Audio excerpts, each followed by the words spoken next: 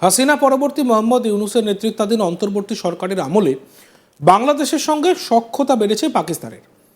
দুই দেশের মধ্যে ভিসা নীতি সরল করা হয়েছে, বাড়ানো হয়েছে দুই দেশের মধ্যে বিমান পরিষেবা। বাংলাদেশে ছাত্রছাত্রীদের জন্য উচ্চশিক্ষায় বিশেষ ছাড়ের ব্যবস্থা করেছে পাক প্রশাসন। এছাড়া চট্টগ্রাম বন্দরে অবাধ ঢুকছে পাকিস্তানের পণ্যবাহী জাহাজ, যেগুলিতে কি রয়েছে সেই সম্পর্কে নাকি কোনো রকম চেকিং বা নজরদারিও করা হচ্ছে না বন্দরে। আর এই পরিস্থিতিতে আরও ভয়ঙ্কর খবর সামনে এলো।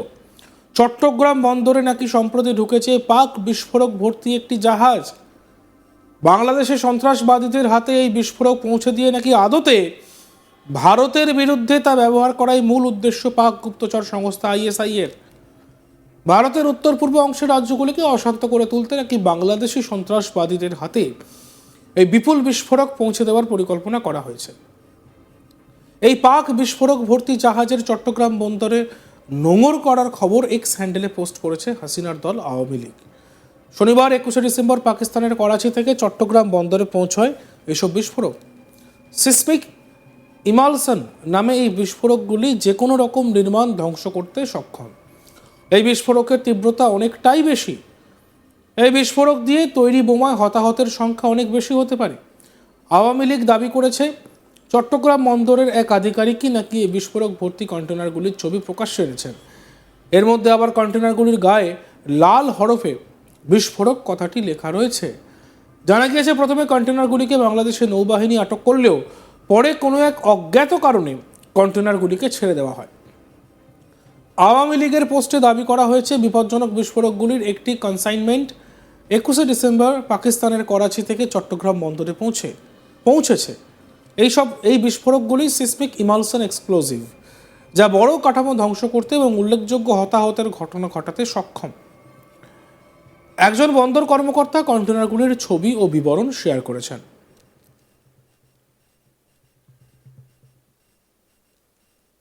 এই কন্টেনারগুলির গায়ে লাল বর্গক্ষেত্রের ভিতরে বিস্ফোরক শব্দটির উল্লেখ রয়েছে। একটি গোয়েন্দা সূত্র নিশ্চিত করছে যে নৌবাহিনীর কর্মকর্তারা একটি পরিদর্শনের সময় আবিষ্কারের পর কন্টেনারগুলিকে 1 ঘন্টা ধরে আটকে রেখেছিলেন, কিন্তু পরে কোনো এক অজ্ঞাত পরিস্থিতির কারণে তাকে ছেড়ে দিতে হয়। যদিও ইউনূসের আমলে পাকিস্তান থেকে অবাধে জাহাজে অস্ত্রসহ বেআইনি সামগ্রী চট্টগ্রাম বন্দরে ঢুকছে তা আগেই জানিয়েছেন বাংলাদেশের বিশিষ্ট সাংবাদিক। ইউনূসের আমলে বাংলাদেশের সঙ্গে পাকিস্তান প্রীতি বেড়ে যাওয়ায় সহজেই পাকিস্তান থেকে আসা বাংলাদেশের জাহাজগুলিকে অনুমতি দেওয়া হতো বন্দরে নোঙর করার জন্য। আর এর সঙ্গে পাক গুপ্তচর সংস্থা ISI এর মদত রয়েছে, এমনটাও দাবি করা হচ্ছে। আর এই নিয়ে আমাদের প্রতিনিধি কথা বলেছিলেন বাংলাদেশের আইনজীবী নিজুম মজুমদারের সঙ্গে। আমরা শুনবো তার কথা, তিনি কি বলছেন। দর্শকদের সুবিধার জন্য আমি কয়েকটা তথ্য দিয়ে রাখা ভালো। সেটি হলো যে পাকিস্তানের জাহাজের জন্য বাংলাদেশে একটা রেড নোটিশ অ্যালার্ট ছিল এর আগে। আর তারও আগে মনে হয় আরো কিছু তথ্য আপনাকে দেওয়া প্রয়োজন। সেটি হলো যে স্বাধীনতার পরে, অর্থাৎ আমরা মুক্তিযুদ্ধে পাকিস্তানি হানাদারকে পরাজিত করবার পর থেকে আজকে 53 বছর, যদি 2024 সালের 24শে সেপ্টেম্বরের আগ পর্যন্ত আমি ধরি এই বছরের, তাহলে কোনো পাকিস্তানি জাহাজ বাংলাদেশে ভিড়তে পারেনি এবং এখানে নোঙর করতে পারেনি। সেটি সিকিউরিটি রিজন ছিল, কূটনৈতিক, জিওপলিটিক্যাল নানান বিষয় ছিল। পাকিস্তানকে আমরা কখনো সরাসরি একসেপ্ট করিনি। কিন্তু মুশকিলের ব্যাপারটা হচ্ছে 5ই অগাস্টের পরে যখন বাংলাদেশে একটি জঙ্গি হামলা হলো এবং জামাত শিবিরের এই হামলা, যেগুলো আমরা গতকালকেও বলছি প্রতিদিনই, এরপরে দেখা গেল যে আমাদের যে ট্যাক্স অফিস যেটা আছে NRB, তারা একটা প্রজ্ঞাপন জারি করলো। সেটা হচ্ছে 24শে সেপ্টেম্বর 2024 এবছর, অর্থাৎ 2-3 মাস আগে। তারা জানালো যে পাকিস্তানের পণ্য এখন থেকে বাংলাদেশে কোনো ধরনের চেকিং হবে না। দেখুন, পৃথিবীর মানে যে কোনো দেশে, যে কোনো সভ্য দেশে, সেটা জাহাজ ভিড়ুক বা বিমানে করে আপনার পণ্য আসুক, সেখানে চেক হয়। এটা ন্যাশনাল সিকিউরিটির জন্য দরকার। হ্যাঁ, আপনার এমন কোনো পণ্য আসলো কিনা যেটা রাষ্ট্রের জন্য কোনো ধরনের ঝামেলাস্কর হতে পারে, কোনো ধরনের প্রবলেমেটিক হতে পারে।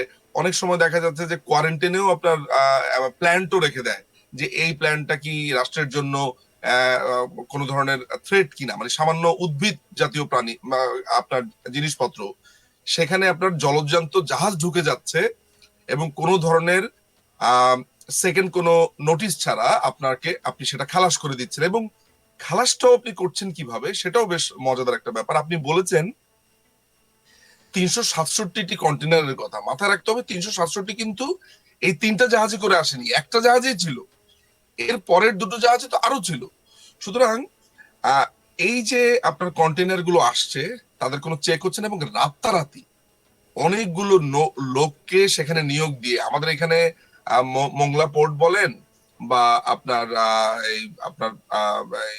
এটাকে কি বলে, আরো আরো যেটা পোর্ট আছে পায়রা বন্দর, যেটি আপনি বলুন না কেন, যে এগুলোকে লোড অফলোড এগুলো করতে প্রচুর লোকবল দরকার হয়, মোটামুটি একটা সময়ের দরকার হয়। দেখা গেল এই পাকিস্তানি জাহাজ যখন প্রথমবারের মতো আসলো, এত তাড়াহুড়া লক্ষ্য করা গেল এবং এত দ্রুততার সাথে ব্যাপারগুলো করা হলো, আহ সবকিছু মিলে এটা একটা ভয়ঙ্কর অবস্থা। এবার আমি আসছি যে এই জাহাজের সাথে কয়েকটা ইস্যুজ আপনাকে যদি ধরিয়ে দিই, তাহলে আপনি ডট গুলো একটু মেলাতে পারবেন। আমি গতকালকের ঘটনা থেকে আমি আপনাকে বলি।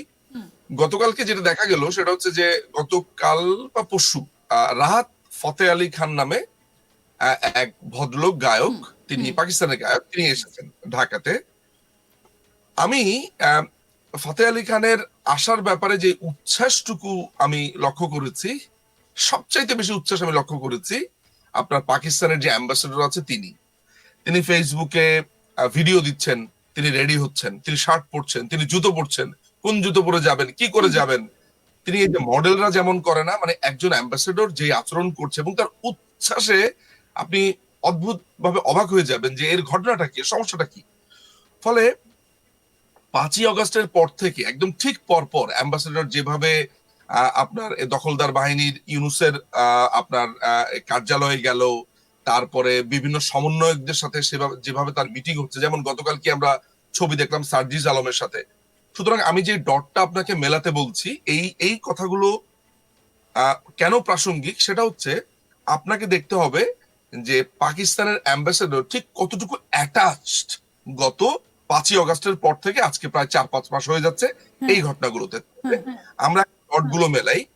ডটগুলো হচ্ছে এমন যে 5ই অগস্টের জঙ্গি হামলা, তারপর পর আপনার ট্যাক্স অফিস থেকে রেড অ্যালার্টটা পাকিস্তানের পণ্যের প্রতি সরিয়ে দেওয়া, এরপরে পরপর 3টা পাকিস্তানি জাহাজ আসা, 4 নম্বরে পাকিস্তানি অ্যাম্বাসেডরের ভয়ঙ্কর রকমের তৎপরতা, এরপরে যদি আপনি 6 নম্বর ধরেন যে পাকিস্তানি ছিল।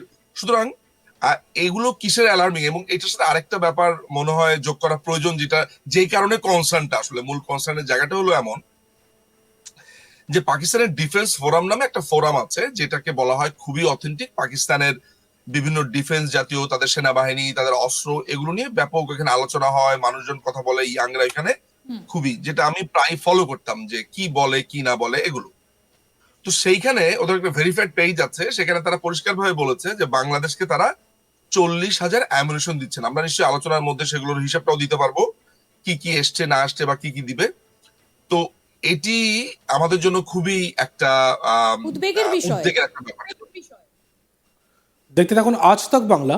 আমাদের হোয়াটসঅ্যাপ চ্যানেলটিকে ফলো করবেন, ভিডিওটি ভালো লাগলে লাইক করবেন, কমেন্টস করবেন, শেয়ার করবেন, সাবস্ক্রাইব করবেন আজ তাক বাংলা।